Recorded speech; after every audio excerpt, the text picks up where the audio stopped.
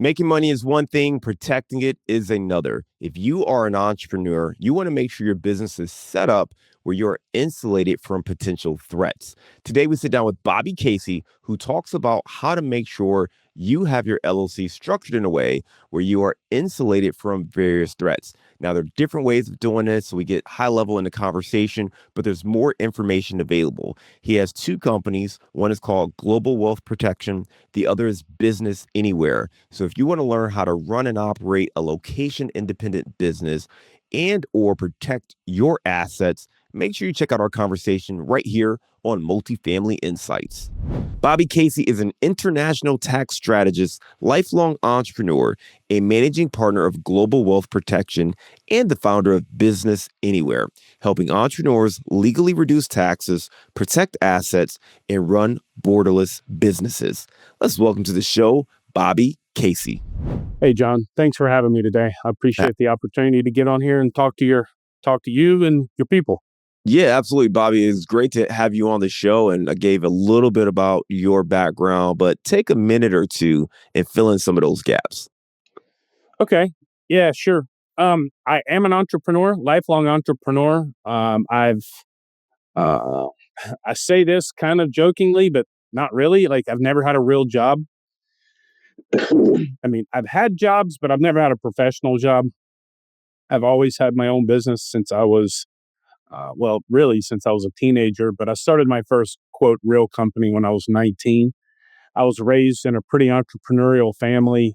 And so for me growing up, it wasn't ever the mindset to you know, get that good job, go to college and get the good job and all that stuff. I just always had the mindset for me, it was always looking for what business am I going to start? Where's the opportunity in the business? I was always looking for that. So yeah, I've had a bunch of different businesses over the years.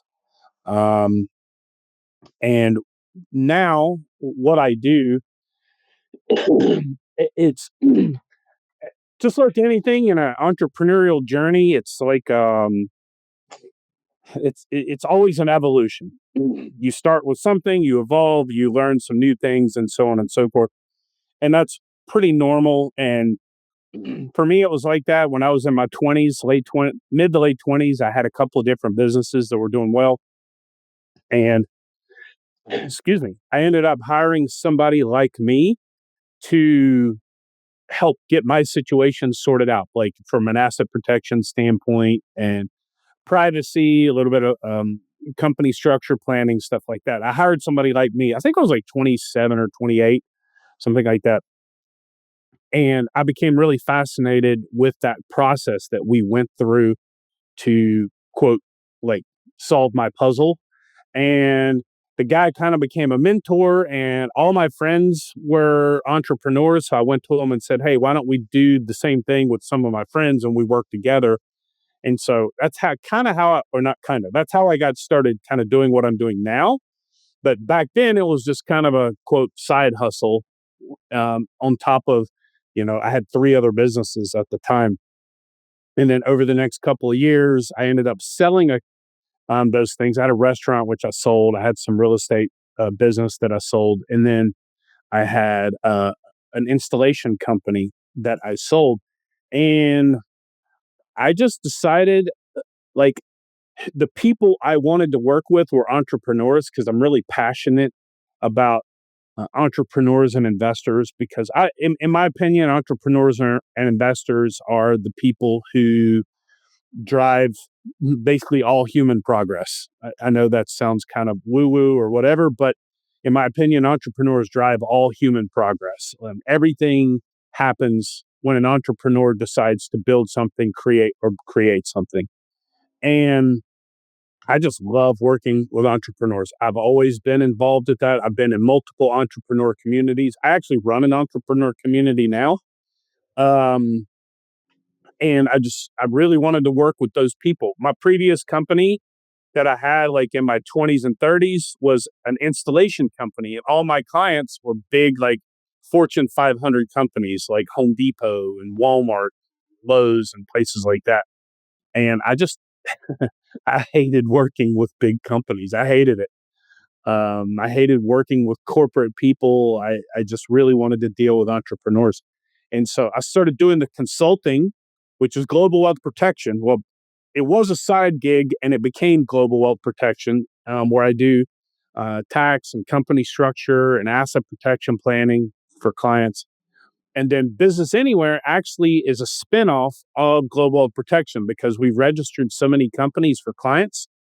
The process of renewing companies for clients, we had so many that we registered for clients. The process of renewing became so tedious every month that I hired a software developer to automate the whole process of filing annual reports and renewing companies and all that stuff. And when we built it, I said, actually, that should be a separate company. Like, that actually should be like, because I started seeing that and I thought, actually, this is way better than my consulting business. Like, this thing is actually scalable and we can help a lot more people with this. So, I still do the consulting, globalwealthprotection.com, but I don't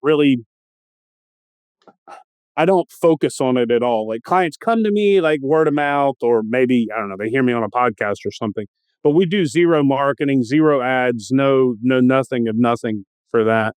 Um, uh, businessanywhere.io is our bigger company now. Got it. No, I appreciate that, man. You talked about being an entrepreneur from a child, right? Coming from an entrepreneurial background and really understanding that space. From there, you talked about really learning more, man. You invested in some businesses, you sold those off. You had a background in restaurants, real estate, doing some installations and other things like that. And by running your So own much more businesses, too. yeah, but running I've your had own idle companies businesses, too. bringing folks in to help you kind of get your paperwork together, your taxes together, you learn so much, helped out some of your entrepreneurial friends. That led you to global wealth protection. And then ultimately from that, with helping so many of those clients, that led to the business you're focused on today, which is Business Anywhere. Yeah. And before you and I hit record, we were talking and I asked you, hey, where are you located? And you said, well, right now, North Carolina, but you got a number of trips coming up. So I know you are an avid traveler. You spend a lot of your time in other countries. Talk to me about Business Anywhere, kind of the premise and how you help other entrepreneurs. Yeah. So it's funny you said I got a lot of trips coming up. I don't even look at it as trips. For me, it's just living in a different place. Um, like, some people ask me all the time, "Hey, are you going on vacation?" And I'm like, I don't do vacation. And they're like, "Yeah, but you're on the beach in Mexico or you're in Thailand or whatever." I don't do that. I don't do vacations. I just live in different places. So I'm doing my work there. I go to the next place. I'm doing my work, but I'm enjoying a different environment. And it is related to Business Anywhere because a lot of our consulting clients over the 20 plus years I've been doing that were increasingly becoming location independent entrepreneurs and investors. Um, they work from home, and you've got the location independent entrepreneur or investor who works from home, and then you've got the other side of it. You've got the people that just move to a different place, a different country. And what we found is some of those things, like getting your company structured, having like a registered address, registered agent service, having a mailing address in the geography where you need to have it, getting all your company compliance done, getting your banking done, your payment processing, all that stuff.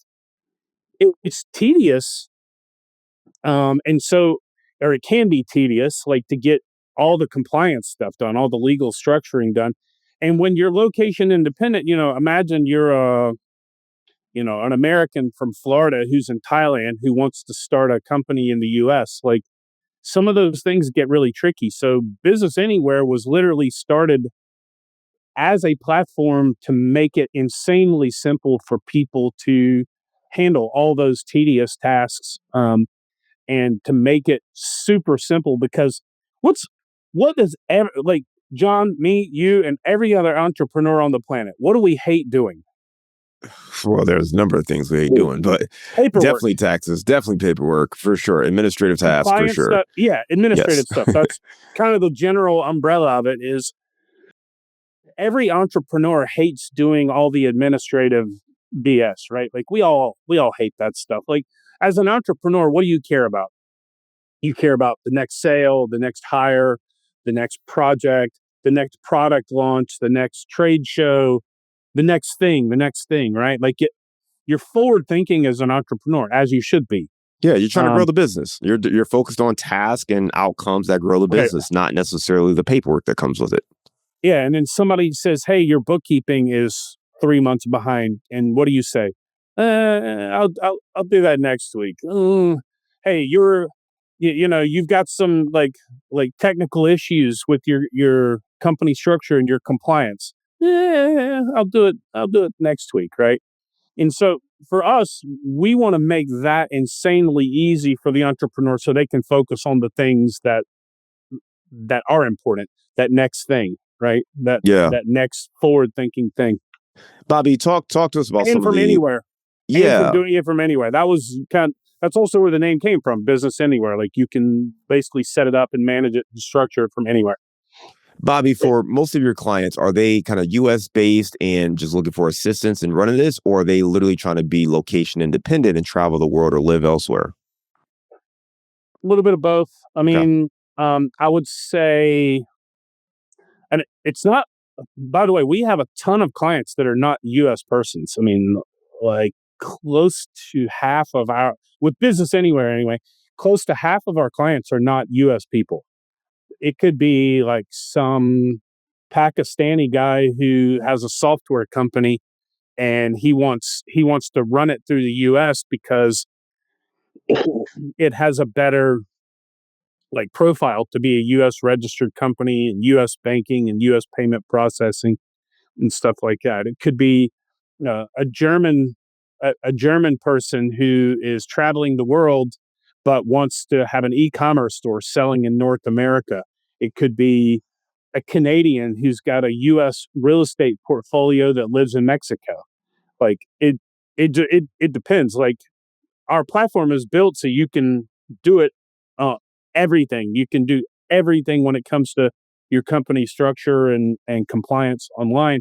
So, but then we also have the people who have a plumbing business in New Jersey who registered their New Jersey LLC with us, or they've got they're a real estate investor in Des Moines, Iowa that has 12 single family homes, or the real estate investor in Atlanta that's got 3 apartment buildings. Like it can be anybody. It's convenient it's convenient for everybody. It's just for some people, like you've got the German living in Mexico with the e-commerce business in the US. Some of those things are critically important that it's location independent for him, that we can do everything for them remotely. Yep. Whereas in Des Moines, like, can you do it like being geographically based? Sure, but it's also super convenient to do it all sitting on your laptop, Yeah. Bobby, sipping coffee in the morning. what I'm hearing you say is like, hey, if you're in your backyard, right, and you just want the help from someone to run this, that's awesome. You can help there. But if you are traveling, you live abroad, you have your business in a different country, then the complexities of that make it much more important to have the right people helping you. And maybe other firms who offer similar services, they don't understand that complexity as much as what your team does, just based on your years and experience in the industry. Yeah, exactly. And I will say too, even for the real estate investor in Des Moines with 12 single family homes, um, from an if we want to dig into the asset protection side, but from an asset protection standpoint, um, one of the biggest mistakes real estate investors make when it comes to building out their legal structure of their portfolio, one of the biggest mistakes they make is registering their own LLCs. Like to do it yourself, I'm just going to go on the Secretary of State website and do it myself. That's a huge mistake. So even if you are in Des Moines with 12 single family homes, going on the Iowa Secretary of State website and filing your articles of organization for your LLCs, it's a bad idea to do it yourself from an Why asset protection why is standpoint. that such a bad idea? Well, if you do your own, if you quote DIY your own LLCs, I don't know if you've registered an LLC yourself or not, or if you've hired somebody to do it for you before, but if you've ever done it yourself, when you're filling in the articles of organization, you're going to get to a couple of points, depending on the state, but you're going to get every state requires a registered agent. So in order to have an LLC, we're going to keep picking on Iowa. But if you're in Des Moines and you want to register an Iowa LLC, you have to have a registered agent in the state of Iowa. A registered agent, you can be your own registered agent, or you can have what's called a CRA, or commercial registered agent. That's like a professional company that offers that as a service. If you do it yourself, you have to put your name as the individual on there as the registered agent, and then you need to put your address. In most cases, it's going to be your home address, or maybe if you have an office, it could be your office address. But it has to be a physical address. It can't be a P.O. box. It has to be a physical address, because the legal requirement to be a registered agent is someone has to be available during business hours from 8 to 5, Monday through Friday. And because what a registered agent does, it receives the legal requirement for a registered agent. They receive legal notices related to your company, like Secretary of State notices, Department of Revenue, IRS, and what we call SOP mail, or service of process mail, stuff that has to be signed for. So if you don't have a proper registered agent address, like, for example, let's say you use your home address, but you're never home during the day, and somebody comes to deliver a piece of SOP mail, nobody signs for it, it gets returned to sender back to maybe the Secretary of State, for example. It gets returned to sender. Well, the Secretary of State sees it got returned to sender. They're going to see that that's not actually a legal address to use for service of process mail, and your LLC is going to get revoked. It'll, like, immediately, it'll get revoked if you don't have a legal registered agent address. A lot of people use their home address and they get lucky because they don't, you don't get that much SOP mail, but it only takes one. That's one issue. Two is you register your own LLC, your name is on it, your home address is on it. That becomes a matter of public record that anyone can pull up. Anyone on earth that can access the internet can pull up your name and your home address. So that's terrible from a privacy standpoint, number one. I mean, we could go down a big rabbit hole on that from a privacy standpoint, but I mean, that could be anywhere from somebody's trying to sue you and looking up your name, and your name pops up associated. Like, if I were a lawyer representing somebody suing you, John, one of the first things I'm going to do is I'm going to go to the Secretary of State website and go to the company formation site and look up your name to see if your name is associated with any company. If I see that your name is associated with whatever, John LLC, I'm going to find the address. I got your home address. Super easy. Like, it's insanely easy to do that. And I mean, that's just if you're getting sued. What if you have something with more nefarious intent? Like, I don't know, your spouse has a stalker or something like that. Like, I mean, there's all kinds of crazy things that can happen, but putting your name and your home address in public record is extremely dangerous. But if you register your own LLC, it's legally, it's required for you to do that. It has to be there.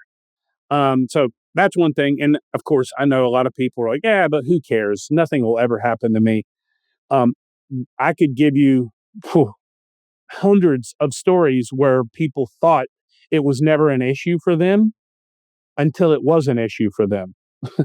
Like, I have one client in Florida. It's kind of a funny story, but I had one client in Florida, two clients, sorry, in Florida with very similar issues. One client was an existing client of mine. We registered his company in Florida. He had a supplement company, and we were the registered agent on his company. So when he got sued, a class action lawsuit, he got sued. We got served, because as a commercial registered agent, that's what you do. That's, you receive that mail, as I was explaining before. So we received the mail. He gets that piece of mail saying, he's been served this lawsuit. So he gets on a consultation call with me and says, hey, what are we supposed to do about this? And I told him, I said, look, class action lawyers are in 99% of the cases, they're frivolous litigation of people out there just seeing what'll stick and trying to get something out of you. Um, my advice is ignore it for a couple of months. Ignore it. I mean, worst case scenario, 2-3 months later, you answer it, you hire a lawyer, you answer it, you deal with it.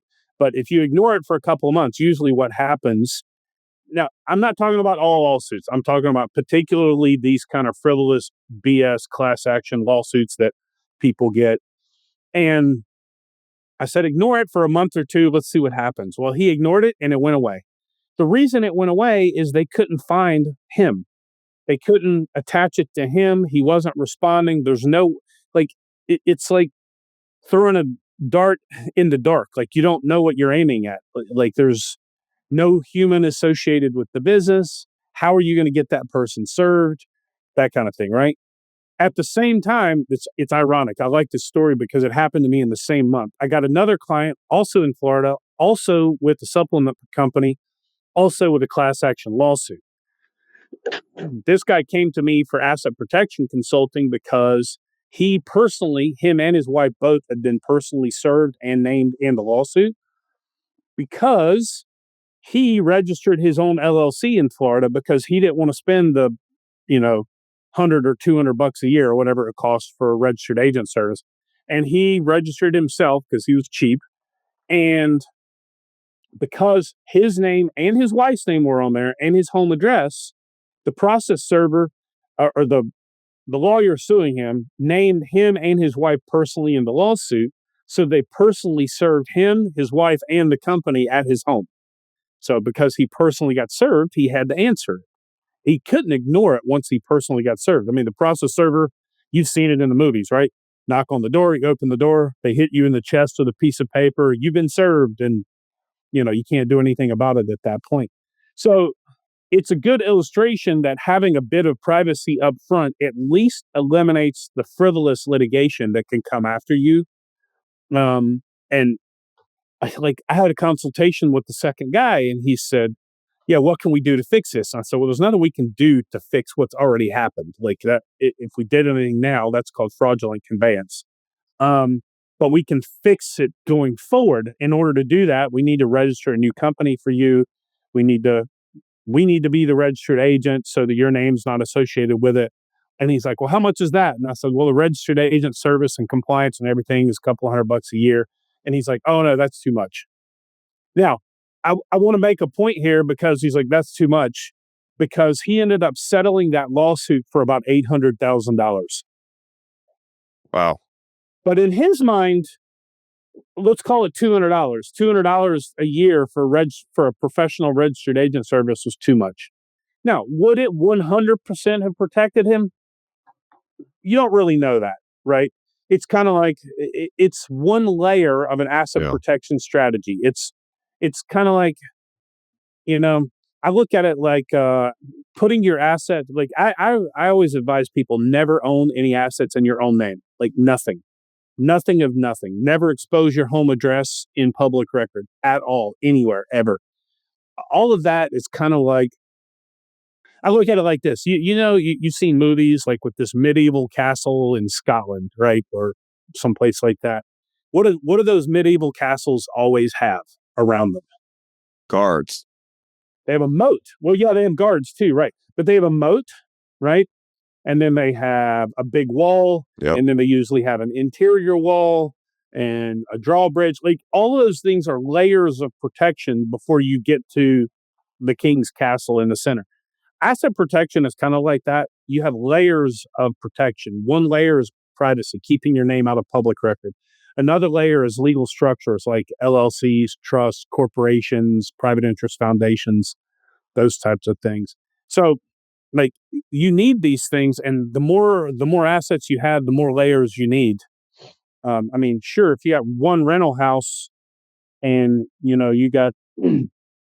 make $22 an hour working at Home Depot, you probably don't have a whole lot to go after. But like if you got a portfolio of 27 rental houses, or 5 apartment buildings and you make $1 million a year and you have $5 million in assets, you probably want to do something about it. Bobby, appreciate you giving us a little bit of context on like, hey, here's the reason you don't want to register your own LLC. Just to recap, you said, first of all, you can have your LLC revoked based on the SLP if they try to serve you. The second thing is you want to make sure your personal name, your home address is not in the public record. Both from a lawsuit perspective, just overall safety, particularly of your family members. So there are various reasons you want to avoid that, but you don't want to avoid, you don't want to register your own LLC for that reason. I want to ask this. What's the most common mistake you see entrepreneurs make when it comes to wealth protection? Um,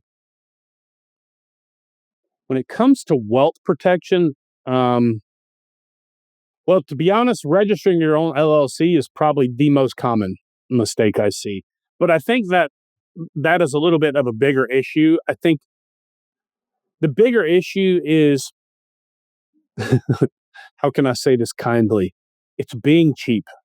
Um, and what I mean by that is, you know, somebody goes on Facebook or Reddit or whatever and like get some information and they're like, okay, I've got this going on. Or, nowadays, right, we go into ChatGPT or Claude or whatever and ask these questions.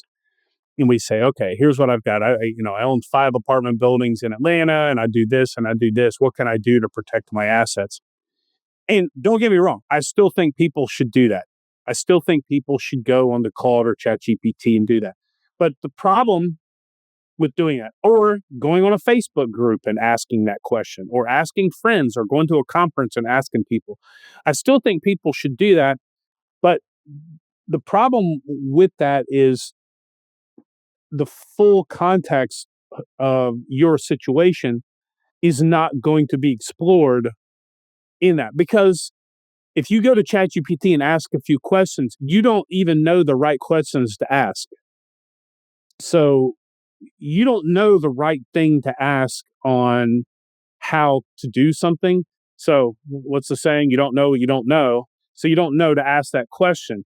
Well, ChatGPT can only give you an answer based on the prompt you give it. If you don't know the question to ask, you can't give it the right prompt. You know what I'm saying? So like every detail matters when it comes to wealth protection and asset protection planning. Like um, the nature of your business, who your clients are, where your clients are, how you get paid, what kind of assets do you have, how is that ownership of those assets? Do you have kids? How old are your kids? Are you married? What's the nationality of your spouse? Which do you have more than one citizenship? Do you have more than one residency? Um, Parents, grandparents, like there's a million variables that go into there, and you can't know possibly how to ask all those questions unless it's something you already know how to do. Um, and so I think a lot of people, they go and ask a Facebook chat or questions on Reddit or ChatGPT, and they get a very narrow answer, and they start making decisions based on these narrow answers. I think you should still do that, but I think you should take those responses and answers to a professional and say, here's what I'm looking at. What do you think about this? And what do you recommend? Because that professional who has experience dealing with the full scope of information is going to know the right questions to ask. And I think the bigger issue is when it comes to wealth protection or asset protection planning is people get cheap and they're like, oh, but that guy's $500 an hour or $700 an hour. I don't want to spend $700 an hour. This might cost me $10,000 to get everything set up.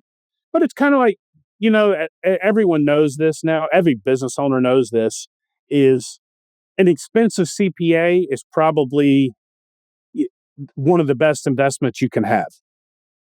Like people say, yeah, but that CPA is going to cost me $50,000 a year. Awesome. Because if that CPA saves me $400,000 this year, that's the best $50,000 I could have spent. I invest 50,000 to save 400. What kind of ROI are you talking about? I mean, that's a 8-to-1 ROI. Like I can't get that in the stock market. You know what I mean? So I think sometimes people get a little bit too cheap on the front end. They're like, oh, that might cost me $10,000. I can't do that. But that $10,000 could very well be the cheapest thing you've ever spent money on. Yeah, it's really good stuff, Bobby. I mean, one, make sure you're making the right investment. And you mentioned don't being cheap. Another way of thinking about that is make sure you're investing in the right things because when it comes to the information, there's really an overwhelming amount of access to information. Even Oh if you my think God, yeah. back over the last 20, 30 years, but even like the last 15 years. I mean, prior to YouTube and Google really taking off, you had to research this information and figure it out. Well, now any one of us has the baseline information at our fingertips.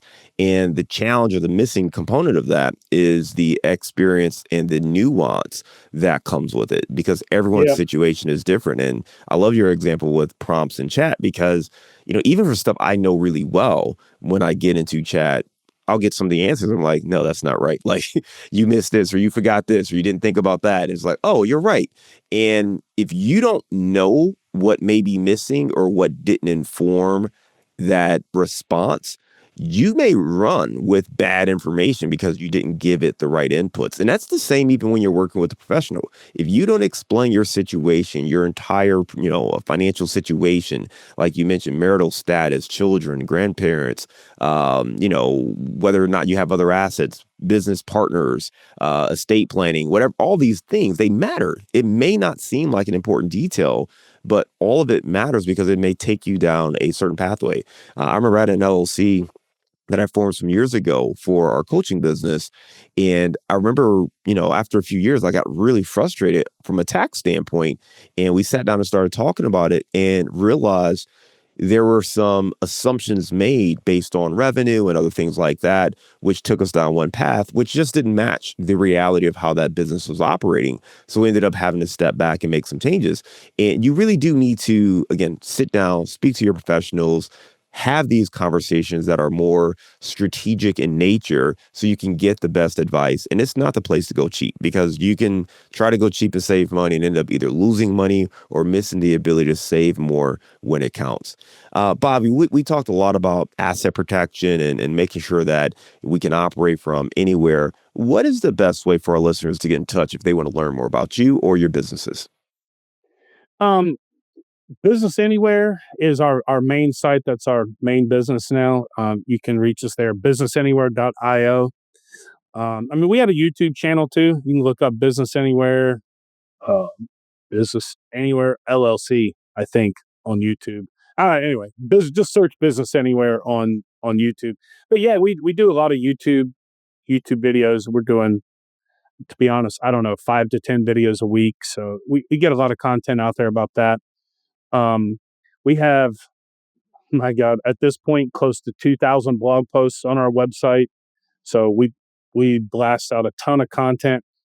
But I want to preface this by saying we have a ton of content with a ton of information out there. But for the love of God, do not go listen to one of my videos or watch one of our blog posts and be like, yep, I need to do this because I watched Bobby's video or I watched or read Bobby's blog post. You can't do that because, John, like you mentioned, you need the nuance, all the details of it. I mean, sure, like some basic things like, hey, I've got a rental house in,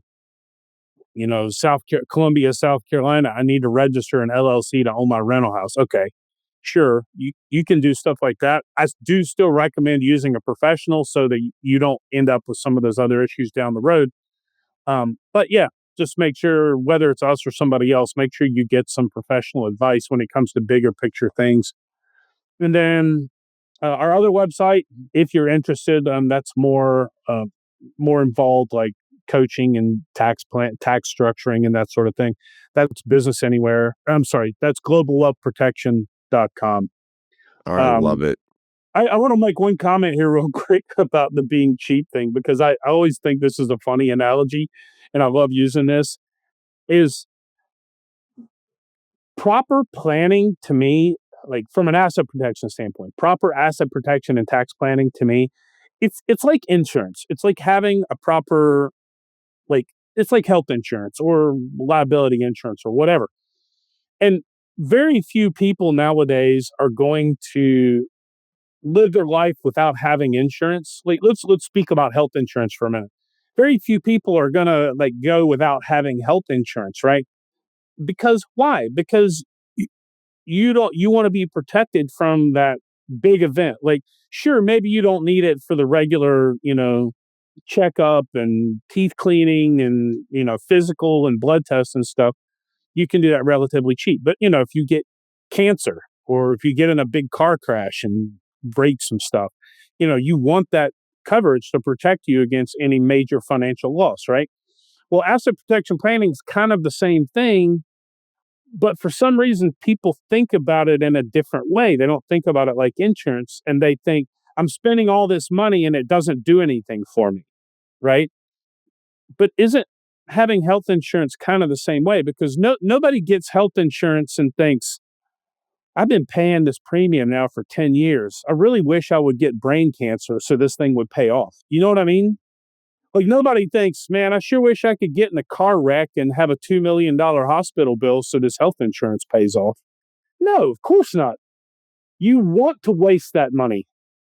You literally want to waste that money, right? Because you don't want the bad thing to happen. And it's the same thing from asset protection planning. You want to waste the money. Nobody wants to get sued for $12 million. But if you do, you really, really, really hope you had some structure in place to protect you and your family's future if you get hit with that. So I don't know. Great I stuff, look at Bobby. it kind of that Yeah. perspective.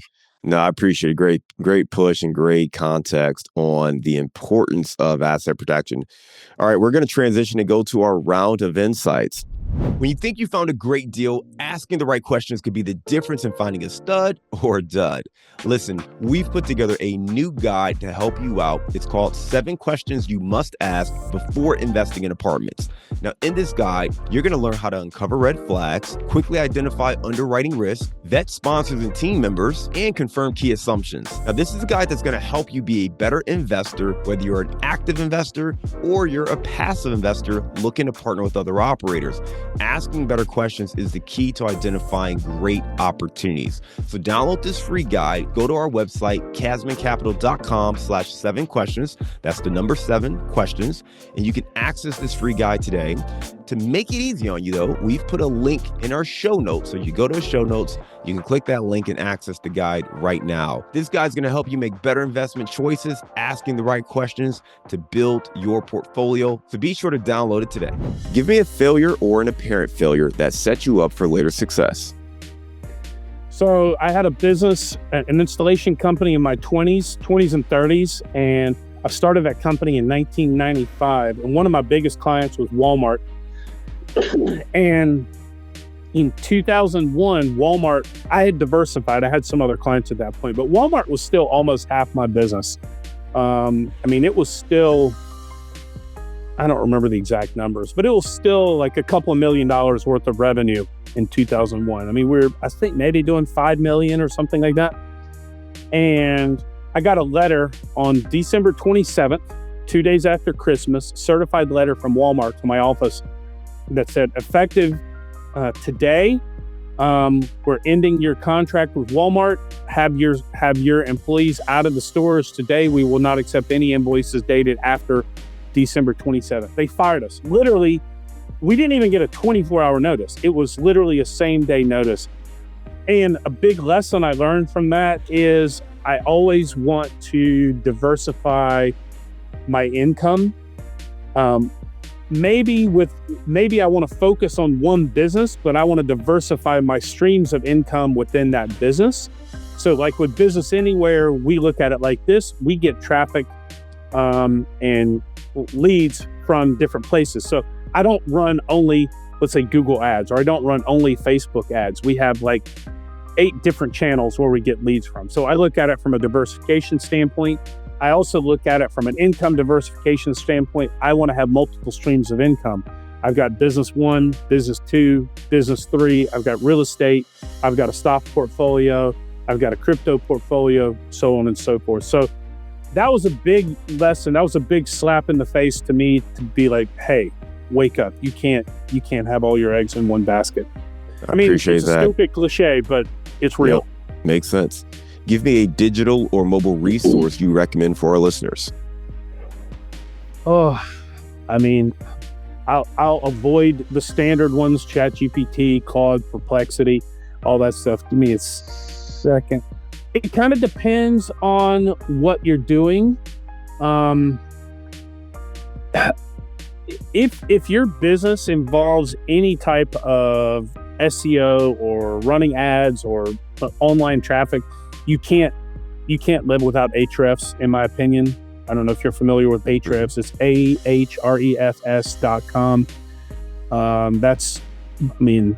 It's analytics data you can't really get anywhere else. They own the marketplace for that type of analytical data, and having analytical data in your business, in any business, no matter what you're doing, it's more and more and more important, because business is hard. Like, business is hard, and you got to make good decisions, and you can't make good decisions without information. So Ahrefs is a huge one. Ahrefs is great. We'll put a link to that in the notes. Appreciate that one. All right, Give me the book you've recommended or gifted the most in the last year. Oh God, I read a lot. Wow, the one I'm going to give you three.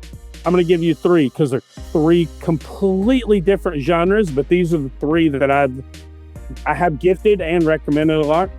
The book, probably the biggest life-changing book for me that I've ever read in my entire life, that I read every few years and I recommend it, is Atlas Shrugged by Ayn Rand.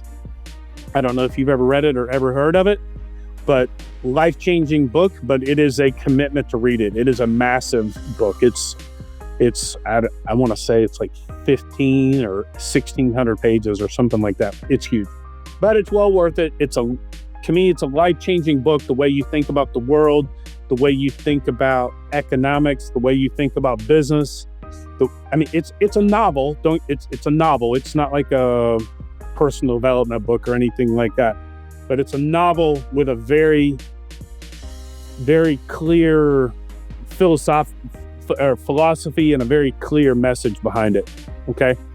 That's number one. Number two is Atomic Habits. I forgot the author's name. James I don't know Clear. if you've heard of it. Yeah. I read that book like once a year, because I find myself like getting out of good habits, and I'll just think, I got to go read Atomic Habits again. Actually, I listen to it on Audible. Like, I'll go for walks or go to the gym or whatever and listen to it. So Atomic Habits is a must. I think it's a must read. I read it once a year at least. I'm reading it right now again, actually, or listening to it on Audible. And the third one, purely for fun, because it is hilarious, and I do think it's important to let your brain relax and have some downtime, and reading for fun, entertaining things is great, is Dungeon Crawler Carl. All right. 3 different books, but I love the varying interest of those books as well. It's good stuff there. All right, we got a couple more questions here. Give me your number one insight into building a business that you can operate from anywhere. Number one insight. So, building a business that you can operate from anywhere.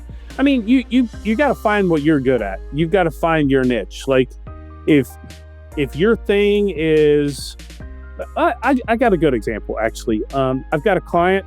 He's a friend of mine and a client, Canadian guy from the West Coast of Canada, and he had a landscaping company and had a quite a large landscaping company. He was doing really, really well. And he decided personally, for his lifestyle, he just wanted to travel the world. Well, his skill set was in managing that landscaping company. Like, he was very good at dealing with that, like the technical stuff, but also managing the business, customer service, all that stuff. But the one thing he became exceptionally good at was getting clients and onboard, like the process of onboarding clients, creating the proper funnel to onboard clients and stuff like that. And he just decided he didn't want to physically like drive trucks around and mow grass anymore, right? So he developed a skill that was relevant to a niche he was very knowledgeable about, a digital skill. He developed a skill for lead generation and building funnels and onboarding. And then he went out and created a kind of a digital marketing agency solely focused on landscaping companies. And now his business is bigger than the landscaping business, and he travels the world. So the thing is, you got to take something you're good at and adapt it to make it location independent. Building location independent income, it's not really that hard, but mostly I think it's up in your head because, you think, like, I remember growing up, my dad was always the guy that had to be in the office with the suit and tie on at 7:30 in the morning, sitting at the desk. And if you weren't there by 7:30 in the morning, he just didn't think you worked. Like, he just thought you're not working. He used to be the CFO of my previous, I hired him like a couple of years later after I started the company as my CFO. And he would call me in the morning and say, "Why aren't you at work?" And I'm like, "I am at work. I'm working from home." And he goes, "You can't work from home. You're not at the office."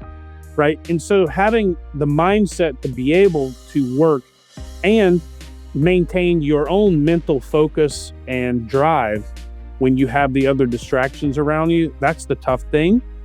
But you got to develop a skill within your wheelhouse and maintain that mental focus. Like, maintaining the mental focus is tough. It's tough. Not everyone can do it. All right. I skipped over a question. I got to come back to it. Give me a daily habit that helps you stay focused on your goals. Gym. Go to the gym every day. All right. Easy enough. Straightforward. All right. Last one here, man. You are in North Carolina, but you have been all over the world. This is going to be tough, but give me your favorite place to grab a bite to eat.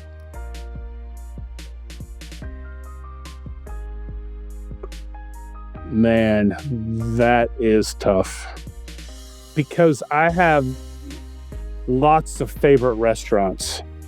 Okay, I'll tell you the first one that popped in my head, though. Actually, give me that first one. Don't overthink it. Give me the first one. I just had two pop in my head. I'll give you both of them. All right. So the first one that popped in my head, there's a restaurant called Lido, Lido. It's in Riga, Latvia, Riga, Latvia. Latvia is, for those of you who don't know, it's in Eastern Europe. It's a Baltic country. It's also not well known for its food culture, but it is an amazing place to go for food. It's just, they don't export. It's not like Italians who go live everywhere in the world and export their food culture. Latvians don't export their food culture. But the restaurant Lido, it's dumb. It's a cafeteria, okay? It's just a cafeteria. You take the tray, you go through the line, you pick your meat, you pick your, all the stuff. But man, it is incredible. I absolutely love that place. I have a home in Latvia, and when I'm in Latvia, I probably eat there 3 times a week. Like, I love the place. And then the other place that popped in my head is the original pizza place in, what's that town in Italy? It's the industrial town in the south of Rome. It's the original pizza place, like where pizza was invented. This restaurant has been in business for hundreds of years, owned by the same family, making the pizza in the exact same recipe for hundreds of years. I can't remember the name of it, but it's in the south part of Italy, Naples. It's in Naples, or Napoli. And the pizza is incredible, but it's a tiny little place. Like, it doesn't look like anything special. Like, it's literally in the same building for hundreds of years, though. It's wild. 2 great options right there. I love to hear that story, especially the original pizza place, right? The origin of the pizza. Literally, so great to hear the origin of pizza. Yeah, there you go, man. It's cool. Definitely worth checking out. Great stuff. I mean, Bob, we talked a lot about asset protection and, how to make sure that you stay insulated from, different challenges that can come, particularly when it comes to registering your LLC. We also talked about operating your business from anywhere around the world. For those of you who want to learn more, check out his website. He's got businessanywhere.io and globalwealthprotection.com. Thanks again for being a great guest and coming on Multifamily Insights. We look forward to staying in touch with you, and I hope you have a great day.